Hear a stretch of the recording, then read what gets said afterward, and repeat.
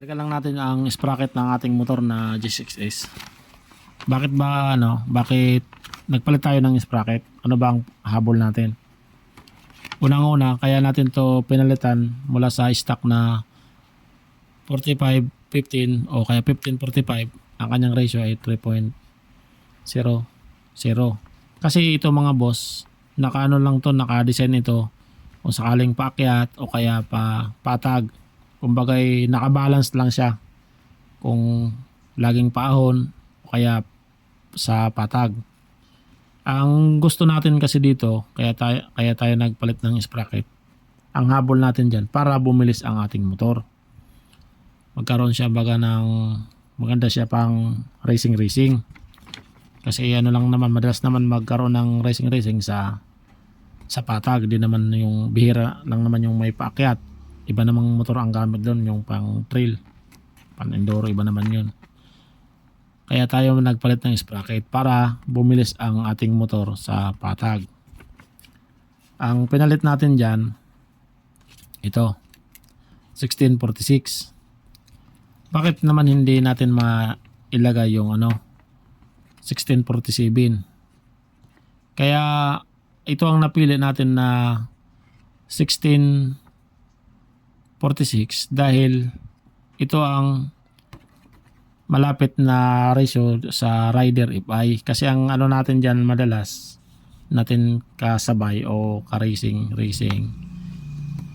yung rider FI. Yun naman ang kumbagay sikat na motor, kumbagay mabilis. Pero dahil nga sa nagpalit tayo ng sprocket, hindi na sa atin to kung stock lang stock, pares lang all stock, hindi ito makakaporma na rider FI kapag nagpalit tayo ng sprocket na 1646 kasi gumanda ang takbo ng ating motor. Tsaka na-testing na rin natin yan. Maliban na lang hindi pa tayo nakakaano ng FI na yung sabayan talaga. Pero yung nakakasabayan mo lang sa kalsada, marami na rin tayo nakasabay na FI, lalo na yung mga stock. Dahil hindi rin nakakaporma sa atin. Tsaka di mo rin masabi na iwan mo agad yung FI kasi nakadepende rin yun sa driver. Malay mo nang nakasabay mo yung rider FI, ayaw niya ng racing. Tapos di mo naman pwede sabihin na hindi nakaporma.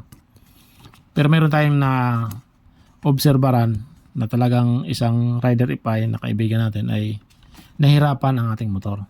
Sa madaling salita, kung ito lang ang gamit natin na sprocket, 1445 o kaya 1545, mahirapan siya para dito sa rider FI. Kasi ito naman talaga ang madalas na kwentuhan ng rider FI. Paano ba natin yan masisibak? Gamit lang ang ating stock na motor. Ayan, magpapalit lang tayo ng sprocket para bumulis.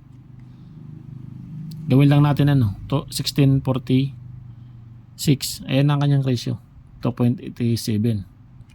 Hindi rin pwedeng babawas lang tayo ng isang T kasi mataas pa ang kanyang ratio niyan. Kapag nagbawas ka ng isang T, ginawa mo itong 44, magiging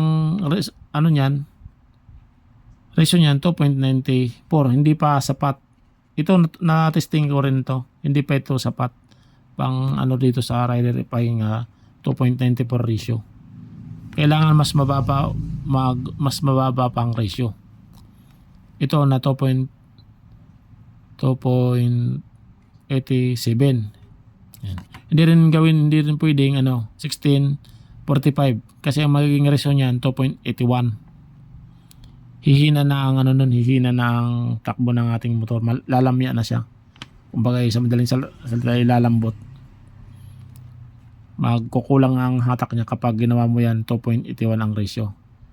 Ito, ginawa mo itong 43 o kaya 42, mas babagal ang niyan. Kailangan medyo mataas pa sa 71, 2.71 ang ating ratio para makaano tayo sa FI. Kasi yung FI kasi magaan, tapos yung ating G6S medyo mabigat, kaya ang ginamit natin dyan mas lamang konti ng ratio. Ayan, 71. Tapos ito naman na gamit natin 2.87. Ito nga pala mga boss, dahil madalas natin to i-testing sa highway. Gamit natin ang GPS, tapos nakatingin din tayo sa speedometer. Ang fifth gear ng ating motor sa 1646 na sprocket, yung fifth gear, umabot siya ng 134, 135 o kaya 136, ganoon sa fifth gear. Kapag nagkambyo ka ng 6 gear, yun, kukunti na lang ang kanyang naidagdag. Babot na lang siya ng 139, yun, 139 tapos 138. Basta kukunti na lang ang nahidadagdag niya. Sa madaling salita, patay na yung ano niyan, yung 6 gear ng ganyan sprocket 1646. Ayan. Halos hindi na gumagana. Kukunti na lang. Kapag ito ang yung gamit ng sprocket. Halimbawa, ang kalsada ay umabot na siyang straight 3 kilometers ay hindi na ano yun. Kukunti na lang ang idadagdag kapag nag 6 gear ka. Mas mabuti pa kung ito ang sprocket mo, bumilis nga ang takbo niya. Wag ka na lang mag change gear agad sa 6 gear. Babad ka na lang sa 5th gear kasi yun mataas pa ang mataas pa ang kanyang RPM. Kasi sa stock na G6S, ang RPM niyan maabot siya ng 12,000 RPM. So yung 5th gear maabot yan. Kapag ginawa mo na yan 6 gear, kinambyo mo ng 6 gear yan, bababa yung niyan, yung RPM. Parang siya, siguro naka-detect niya yung speedometer. Speedometer na nagbabase siguro ang ECU sa speedometer. Kapag tumas ng speedometer, ayan, maaga ang kanyang limit, yung limiter. Kaya ang madalas gawin natin dyan, binababad na lang natin muna sa 5th gear kasi mas mataas pa yung kanyang RPM. Siguro binibigay pa ng ECU yung yung power. Kasi 5th gear pa lang.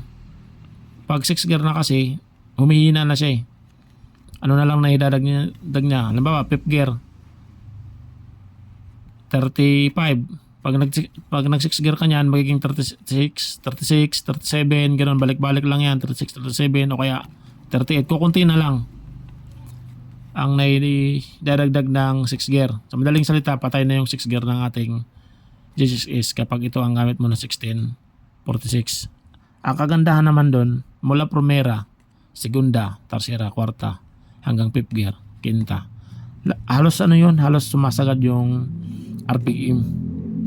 Ganado ka nun kasi bawat change gear mo yan, mataas yung RPM niya. Kumpara naman dito, kapag nilakihan mo yung sprocket, ito, gumagana na yung nito, yung 6 gear sa 1647 kasi tumas na ang kanyang ratio. Gumagana na. Kaya lang, ang naging diferensya naman yan, mabagal naman. Yung naka 6 gear ka, tapos pag mo ng silinyador, yung mararamdaman mo talaga yung power. Kahit naka 6 gear ka na, pag mo ng silinyador, sanit mo ng silinyador, may power. Dahil nga sa tumas ang kanyang ratio. Kaya lang, yun nga, naging mabagal naman. Ayan. Gagamitan mo lang yan ng GPS kung ano mang gamit mong sprocket para malaman mo kung tumulin ba o kaya bumagal. Yun lang po mga boss amo. Maraming salamat sa panood sa ating video.